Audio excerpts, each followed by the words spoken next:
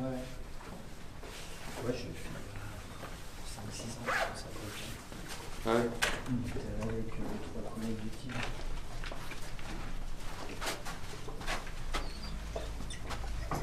Je l'ai fait 2 fois. Mais c'est l'été du coup, c'est. Ouais, c'est l'été, c'est un ski. Eux là-bas, ils sont fous, hein. Ils bloquent la ligne, ils mettent des murs en béton au milieu de la rue principale pour faire l'arrière du pas de ski. Ah oui. Et pendant 3 jours, tu peux pas rouler. Je pensais y aller faire froid, mais pas tant que ça. Ça va Hein, Tom? Ouais, ça va. Ça va? T'es en short? Non. Bah Si, si. en short. Il y a le soleil. T'as ta petite corne toi? Ouais. Alors. Tu fais quoi? Tu pars direct avec lui? Ouais, ouais. Ce qu'on fera, c'est que sur la Via Vercors, on essaiera de faire un peu comme en ski route. Tu te mettras devant lui en fait.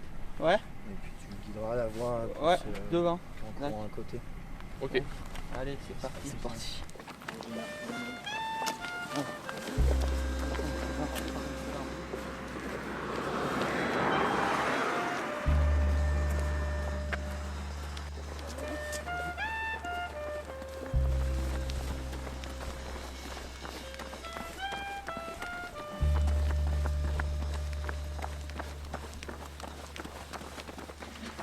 Attention un peu à droite.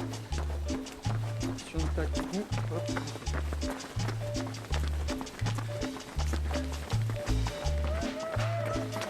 Ah, t'as vu?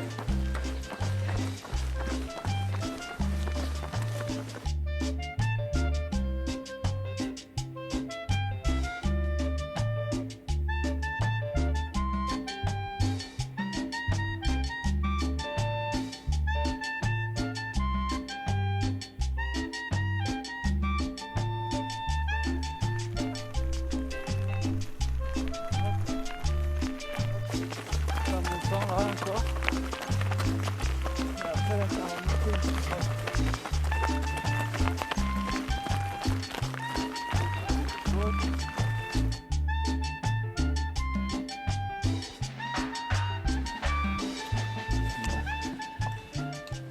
C'est pas mal là pour courir quand même. Ouais, c'est vraiment. Ouais. Avec moi, les gars. Tu vois là, on a le beau temps. Ouais. J'essaierai de me mettre un peu devant sur la partie là à droite. Un peu décalé à gauche ou un peu décalé à droite. Ouais. Et tu essaieras de passer l'extérieur à chaque fois. Juste pour le guider un peu. Dans à les droite. virages. Ouais. Pour te mettre un peu dans la configuration comme en ski. Ou des fois, je peux le Ah, faire non, aller d'un côté du chemin, de l'autre, tu sais, pour. Mais régler essaye de l'annoncer avant. Comme ça, tu fais comme en ski, comment Ouais. tu vas faire en ski. Attention, virage à gauche. Et gauche, gauche, gauche, tout droit. Attention, virage à droite et ainsi de suite. Ouais. Pas obligé de me mettre devant, mais des fois ça fait un petit repère. Ouais. Le guide doit être vraiment supérieur par rapport au guidé. Parce que bah, tout simplement, c'est pas seulement skier devant, devant le gars qui voit pas en fait. C'est, bah, il faut être capable de parler, d'analyser la situation qui se présente devant, d'être lucide à tout moment. Donc il faut pas qu'en haut des bosses il relâche parce qu'il y a une descente derrière. C'est justement dans les moments de relâchement il faut qu'il soit le plus présent. Quand ça descend, c'est là où nous derrière on a le plus besoin. Donc il ne pourra pas récupérer dans la descente comme il le ferait s'il était tout seul. Une épingle à gauche. Ok. Pour le droit, pour le droit. Attention, gauche,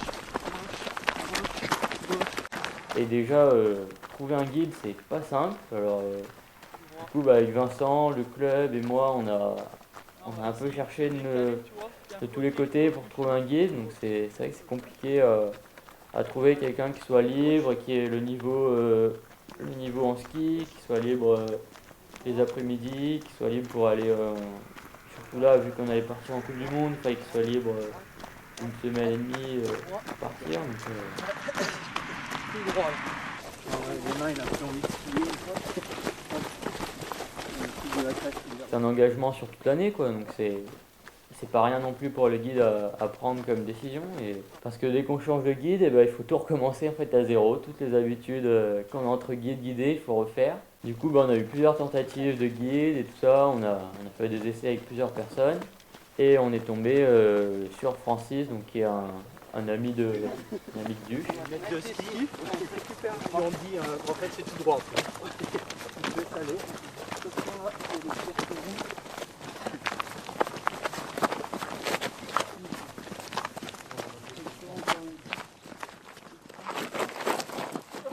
Du coup, Francis, on l'a trouvé en octobre, fin octobre. Et du coup, il a commencé à me guider en course à pied. Parce que bah, c'est là où c'est le plus simple en fait c'est le plus simple à guider, hein, parce que y a beaucoup moins de vitesse, tout ça, donc il y a moins de risques. On venait avec les classes. Et bah, du coup, ça se passait bien. Lui, il était vraiment motivé pour apprendre et tout ça. Donc, il me posait plein de questions sur si ça m'allait, si ces indications c'était bien, s'il fallait changer 2-3 trucs. Donc, bah, du coup, on a bien pu échanger, on a pu partager plein de trucs et du coup, trouver des petites astuces qui allaient bien.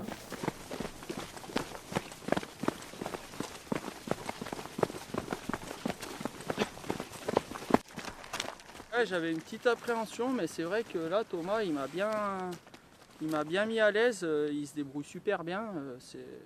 Je pensais que c'était plus dur que ça là. Sur la course à pied, je pensais que c'était un petit peu plus dur. Après, sur le ski, ça a l'air un petit peu plus tendu vu qu'il y a de la vitesse et plus d'anticipation, mais pour l'instant, ça va. Mais ouais, je me dis là en course à pied, c'est sûr que ça doit être bien plus facile qu'en ski.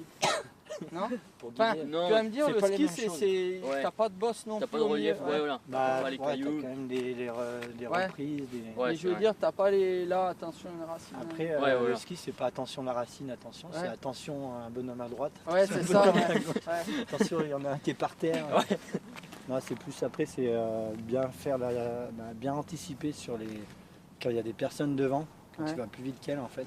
C'est se dire où c'est qu'elle va aller ou alors leur dire, leur annoncer que tu es derrière, que tu vas Ouais. passer à gauche. Il suffit juste qu'ils se décalent un tout petit peu à ce moment-là Ouais. et ça empile. Ça nous est déjà arrivé plus d'une fois.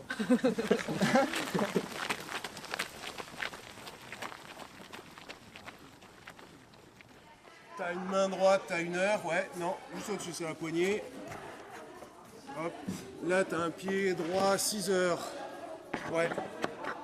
Hop, t'as une petite main gauche à 9 heures, à 8 heures au niveau du genou droit. Un peu plus haut, un peu à droite. Ouais, non, juste en dessous. Après, il faut que tu ramènes un peu tes pieds un peu à droite. Donc t'as un autre pied au niveau de ton genou droit.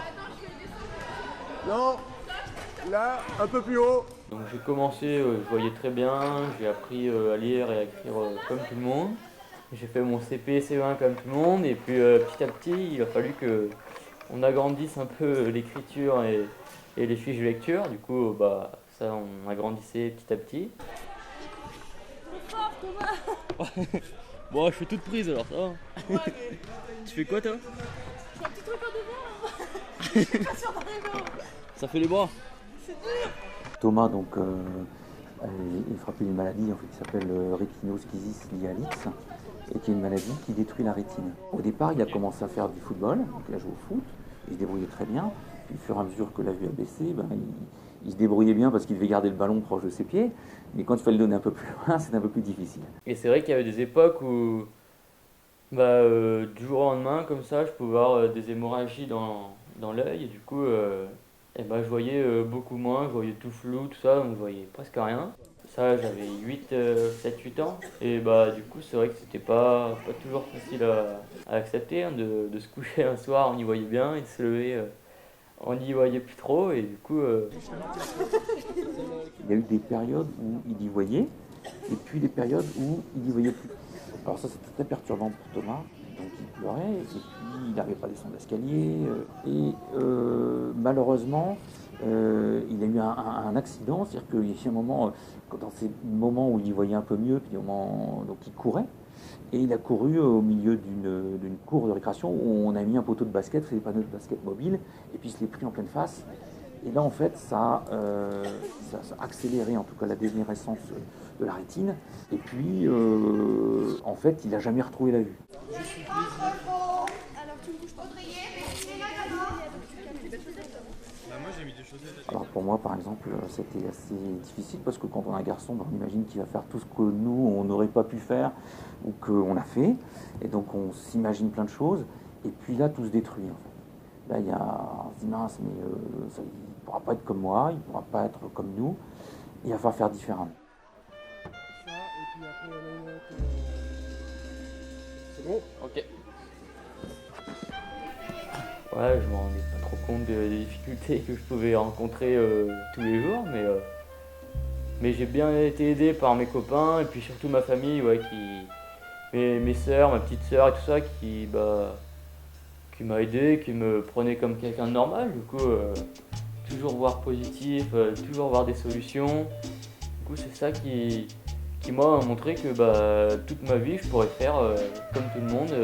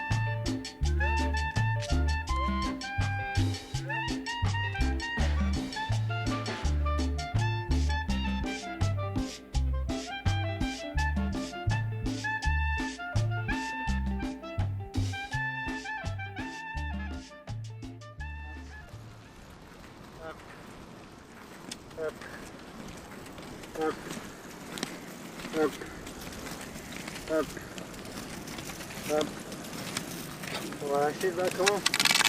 On va aller tranquille jusqu'au la fin. Faire un peu de récup. On fera les séries. Là, je demande ce que c'est là. À l'époque, on habitait dans la région parisienne.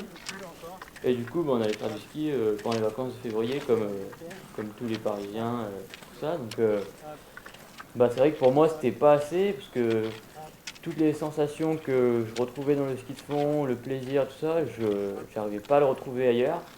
J'ai fait de l'aviron, tout ça, mais c'était pas pareil. Le tandem, c'est pas pareil non plus. La course à pied non plus. Le ski de fond, c'est vraiment spécial pour les non-voyants, parce que on n'a aucun lien physique avec le guide en fait devant. Lui, il est devant à 2, 3, 4, 5 mètres devant. Et nous, on est derrière et on accélère comme on veut, on freine, on va à droite, on va à gauche, on dirige. C'est nous qui pilotons nos skis, nos bâtons. Donc, on est en pleine possession de nos moyens en fait, quand on fait ça. Alors que le tandem, on pilote pas, quoi. On a juste à pédaler et c'est devant que ça pilote. Donc il y a moins de plaisir et moins de responsabilité qu'au ski de fond. Et donc là, je me suis dit que c'était vraiment le sport qu'il fallait que je fasse à tout prix. À tout prix. On décale un peu à gauche. On attend. On accélère d'une gauche. Allez. Hop. Hop. Hop. Hop. Hop. Hop. Hop. Et on peut repulser. On pulse là. Hop. On pulse.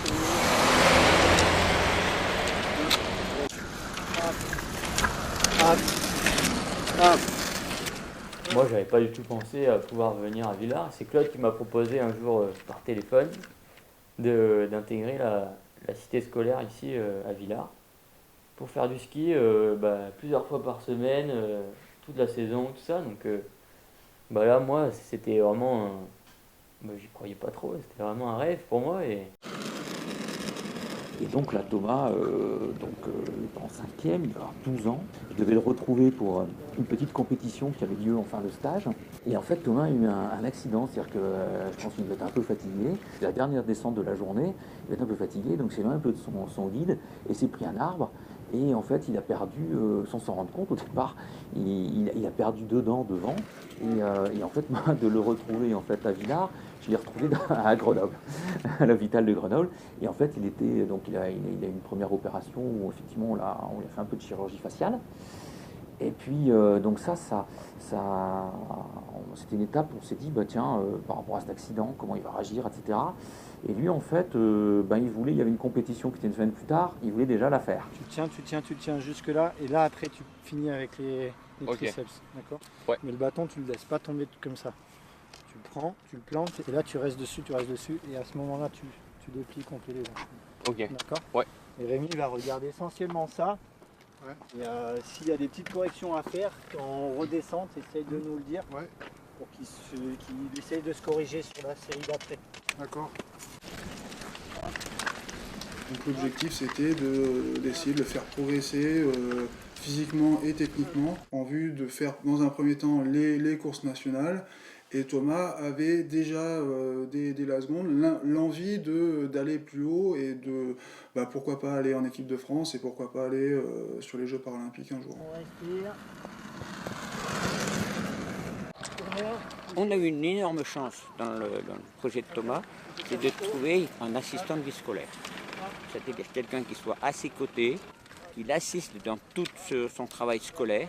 Et il fallait en même temps qu'on trouve un guide pour Thomas, de façon à ce qu'il puisse faire ses 3 séances d'entraînement par semaine. Et quand donc, ils m'ont proposé ça, j'ai pas réfléchi très très longtemps, j'ai dit oui tout de suite, parce que ça me faisait plaisir de donner cette chance à Thomas.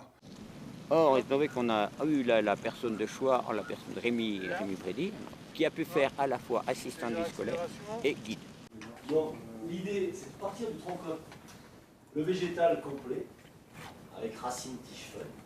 Tu colories les chloroplastes. Déjà, j'ai mis beaucoup de temps à prendre la décision parce que je connaissais personne, c'était pas facile. Et puis partir loin, j'ai dû faire des sacrifices quand même, partir de ma famille avec ma petite sœur, ma grande sœur aussi. Et puis quelque part, avec mon épouse, je disais peut-être que aussi, il oubliera ce projet parce que peut-être que pour nous aussi, c'était quand même quelque chose d'accepter qu'il parte loin tout seul et qu'il quitte la famille. Et donc on s'est dit, peut-être qu'effectivement, il prendra l'aviron, il fera un autre sport, autre chose. Et pourquoi le ski? On avait bien compris que c'était quand même important pour lui, mais on s'est dit jusqu'à quel point. Non, le plus dur pour moi, ça a été d'annoncer surtout à mes copains. Parce que surtout un ami à moi, on faisait beaucoup de choses ensemble, on faisait de l'aviron, de la guitare et tout ça, donc on était souvent ensemble et tout, et c'était le plus dur pour moi de l'annoncer à lui. Après à mes parents, ça s'est fait tout seul, parce que vu qu'on a monté le projet ensemble et tout ça, j'ai beaucoup discuté avec eux avant de prendre la décision. On a pesé le pour et le contre, ils ont essayé de me dire un peu tout ce qui allait pouvoir me gêner et tout ça, mais c'est vrai que j'ai pas trop eu peur de tout ce qu'ils m'ont dit et je pense que j'ai bien fait parce que j'ai pas rencontré tant d'embrouilles que ça, alors ça va. Donc on est venu ici, on l'a déposé. Moi j'ai pris une semaine de congé pour l'accompagner la première semaine parce qu'effectivement à l'école c'était pas simple, il y avait des réunions avec tous les professeurs, comment ça se passe pour le braille, comment ça se passe avec le chien parce qu'il avait un chien guide. Donc là c'était pas gagné non plus avec le lycée, mais à cause notamment du chien, parce que c'est une première, les chiens en internat, tout ça, donc... Et puis donc il a fallu expliquer aux gens, que finalement c'était pas si compliqué que ça. Et puis le meilleur exemple c'est Thomas, de toute façon qui prouve à tout le monde, c'est Thomas qui est indépendant, qui se débrouille tout seul, et puis qui en fait montre à tout le monde que finalement c'est pas si compliqué. C'est ces trucs-là. Donc tu repères, on a fait un cadre pour zoomer. Et puis il a levé tous les freins, il a levé les freins d'abord de l'intégration avec le chien, parce que le chien disait bah, trouver des solutions. Au début, le chien, on disait bah, il restera dans la chambre, le chien. Puis finalement, bah, il y a toujours quelqu'un qui aime bien, qui trouve le chien sympa, puis qui se dit là, c'est le comptable, qui dit bah, finalement, je vais le garder dans mon bureau. Puis du coup, ça simplifie tout, parce que le chien, pendant qu'il skie, il est gardé dans le bureau. Et puis tout est comme ça, de fil en aiguille. Et puis, je dirais que Thomas, il est tellement ouvert que, aussi qui fait que bah, les gens ont aussi envie de l'aider. Bah, il a été super sage. Ah oui? Ah ouais. Bon. Il a regardé tout le temps à travers la fenêtre. Il a regardé. Tiens. Merci Hop là. beaucoup.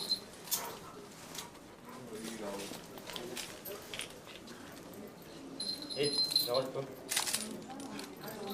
Voilà. Comment il s'appelle? Jarod. Donc ça, c'est celui que tu as depuis peu de temps.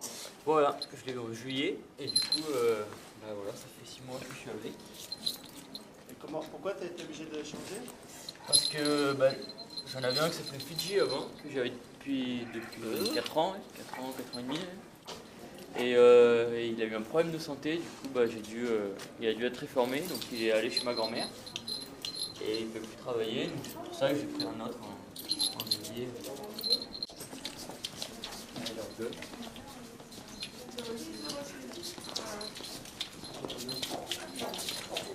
J'ai quelque chose qui m'a beaucoup aidé à partir, c'est mon chien.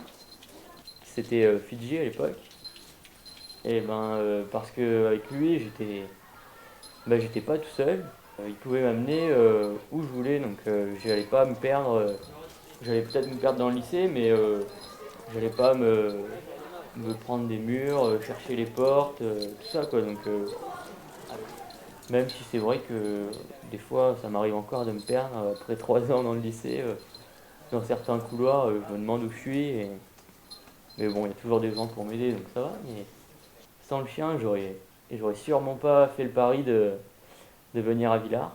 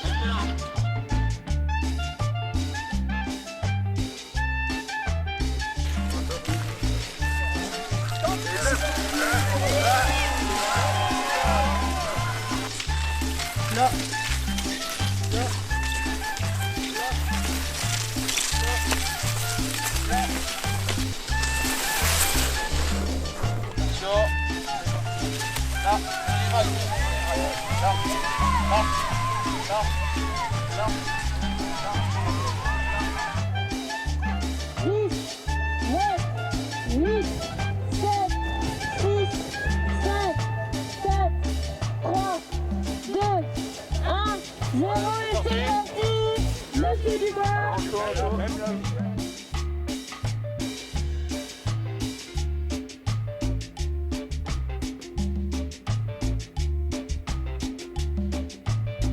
Alors, qui nous avons là? Et c'est Thomas Dubois qui a pris la tête. Juste derrière, nous avons juste devant Charenton, voilà, c'est tiré à bout. Allez Thomas! Allez Thomas! Allez Thomas Dubois! Et Monsieur Chalençon, et c'est Chalençon qui passe devant. Bien vu les gars. Bien vu encore. On lui est spécifique, très belle course, bravo. Ouais, Thomas. Heureusement que Francis était là, sinon je pense que j'aurais loupé tes dires. D'accord.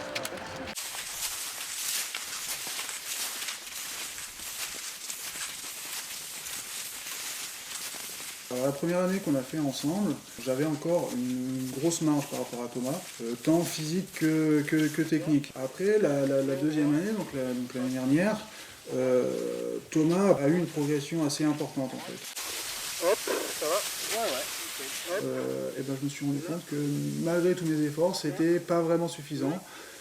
Et que donc je pouvais continuer à guider Thomas sur des séances de volume, d'endurance ou pour faire de la technique, mais que déjà sur les séances intenses, moi je commençais déjà à être limite et voire pas dans le coup. Là, on reprend la trace à gauche. Hop, ça y tomber. Hop, là, excuse-moi. Léger droit, droite. Il s'est trouvé que il a rattrapé son guide. Et puis après, c'est dans l'ordre logique des choses.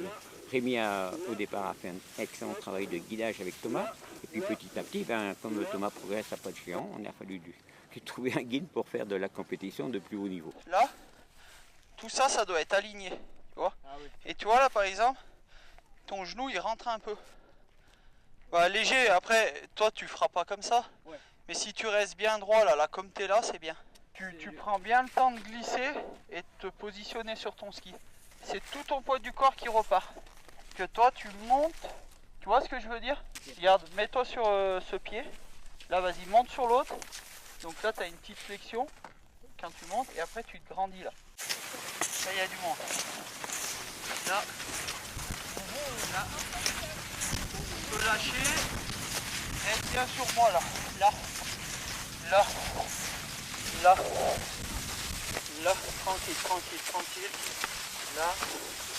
tranquille. Là, hop, pas grave. Là, on passe au milieu, petit, mais ça se lit.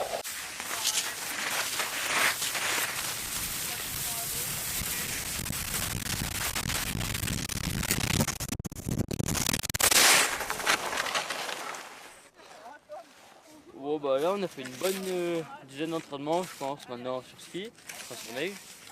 Donc on commence à avoir des bonnes habitudes ensemble. Et puis c'est vraiment une bonne ambiance qu'on a entre nous deux.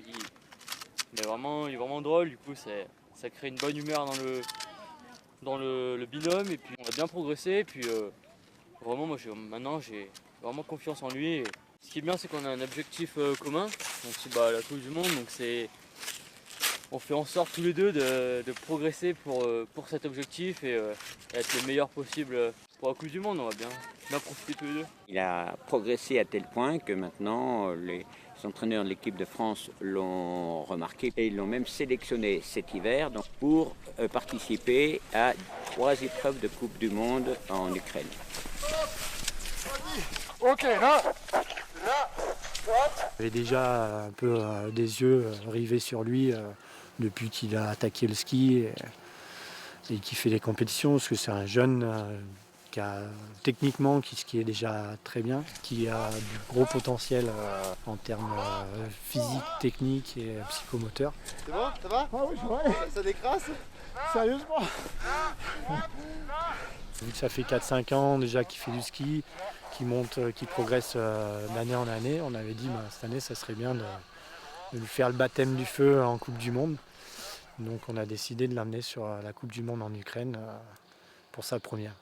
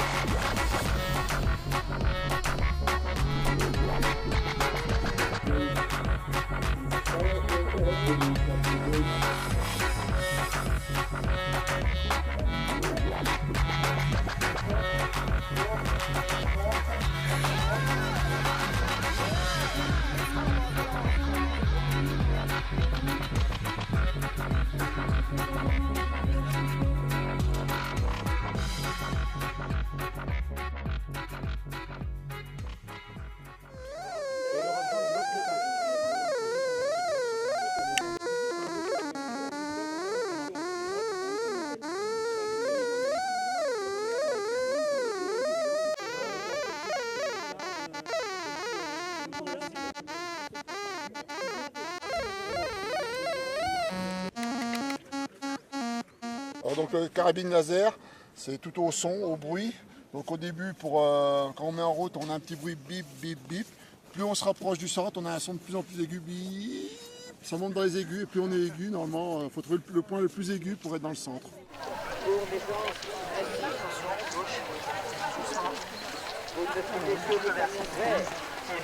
Attention à l'arrivée sur le stade, la capacité le long des filets, dans la forêt. En Ukraine, ça s'est super bien passé. Autant lui que Francis se sont super bien intégrés au groupe. Ils ont bien déconné, ils étaient quand même sérieux aussi au moment où il fallait être sérieux, mais ouais, ils ont pris du plaisir à être avec l'équipe. Les gars de l'équipe ont bien joué le jeu aussi, ils l'ont quand même bien accueilli. Parce qu'il y en a beaucoup qui voient en lui quand même quelqu'un qui a des grosses qualités et qui peut faire quand même des super résultats dans l'avenir. Ouais, il y a vraiment des gros costauds devant, ils sont vraiment forts. Alors, du coup, moi j'étais plutôt vers le milieu de tableau, j'ai fait 9e, 10e et 12e, donc je suis plutôt au milieu de tableau, donc c'est pas mal. Ce qui est bien, c'est que les deux non-voyants là, dans l'équipe de France, ils gagnent à chaque course que j'ai fait, ils gagnaient. Donc ça m'aide aussi à voir que tout le travail qu'il faut faire pour arriver à monter sur le podium et du coup à suivre un peu leur chemin pour y arriver. Et là, je pense que par rapport au résultat qu'il a fait aujourd'hui sur les championnats de France et la courbe de progression qu'il a, il y a de fortes chances qu'on l'intègre sur les stages de l'équipe de France. Et on aimerait bien aussi essayer de l'amener sur plus de Coupes du Monde l'année prochaine.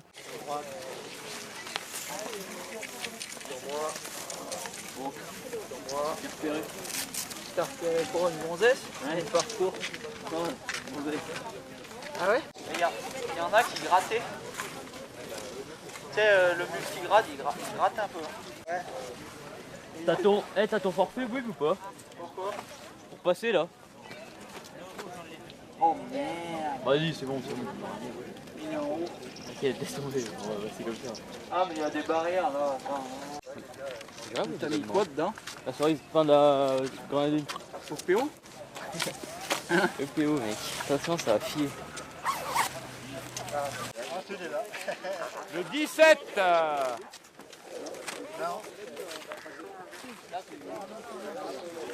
Nous, dans l'idée, on aimerait bien l'intégrer petit à petit et qu'il fasse plus de compètes internationales en vue des prochains jeux peut-être qui seront à Pékin en 2022.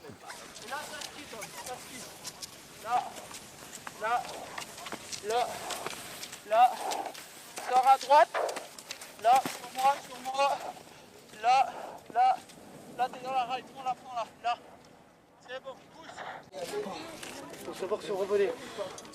Oh, t'as vraiment été génial, t'as vraiment été fort. Ah ouais? Tu te vises bien mieux que moi. Ah ouais? En accroche, je sais pas, mais en En glisse, accroche, ouais. mais je les avais structurés. Ah ouais. Ça. Si vraiment je progresse et si je peux avoir la chance d'aller à Pyeongchang faire les Jeux paralympiques, là ça serait vraiment un rêve qui sera atteint et ça serait vraiment génial. Après, rien n'est fini, hein. Les sélections ne sont pas encore faites pour les Jeux paralympiques de Pyeongchang. Si on décide de l'amener sur la première Coupe du Monde au Canada, à Cannes Nord, et que sur cette Coupe du Monde il claque une grosse performance, il pourra peut-être avoir sa sélection pour les Jeux paralympiques. Après ça c'est des choses qu'on doit voir aussi avec le staff. Et voilà, pour l'instant rien n'est bloqué. Ça sera peut-être pas la priorité c'est les Coupes du Monde et de progresser. Et peut-être s'il a la chance d'aller aux Jeux paralympiques en 2018, ça sera la cerise sur le gâteau pour lui.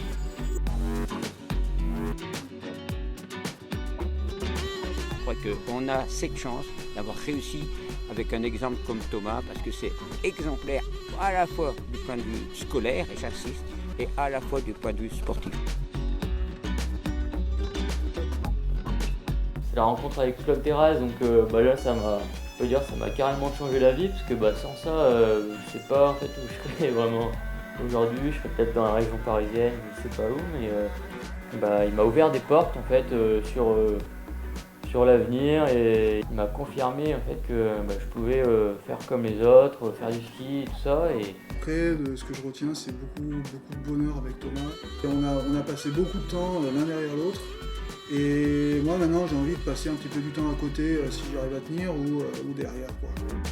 Et puis Rémi, c'est vrai qu'il m'a vraiment aidé, sans lui je serais pas là non plus. Je serais pas non plus à ce niveau parce que c'était les 2 années fondamentales où il a été là, parce que c'est mes débuts en ski de fond, compétition et puis entraînement quoi. Donc franchement il a vraiment abouti au projet et le résultat c'est que j'ai pu aller en Coupe du Monde. Donc, déjà humainement ça a été super parce qu'on s'est entendu tout de suite avec Thomas. Du coup ça s'est super bien passé et là on vient de finir la saison par les championnats de France où on fait 2e et on pensait vraiment pas être sur la 2e place, donc super content. Avec mon épouse, on est très confiants sur l'avenir en fait, parce que il y a plein de choses qui se passent, il y a des rencontres. Et même nous, aujourd'hui, ça nous a permis de vivre différemment, de voir des choses en tant que voyant, on ne voyait pas, si on peut dire, et aussi de s'ouvrir différemment en fait, aux autres et regarder aussi le monde différemment. Et après, moi, de mon côté, j'ai l'objectif du bac maintenant qui commence à approcher. Donc après mon bac, j'aimerais bien partir à Grenoble en fac de sport, donc c'est STAPS. En fait, j'aurai un cursus pour les sportifs de haut niveau, donc c'est avec une adaptation du calendrier des cours en fait, en fonction des entraînements, des stages et des Coupes du Monde. Aujourd'hui, je me rends compte que en fait, il a une vie et il aura une vie qui sera certainement plus riche que certains voyants.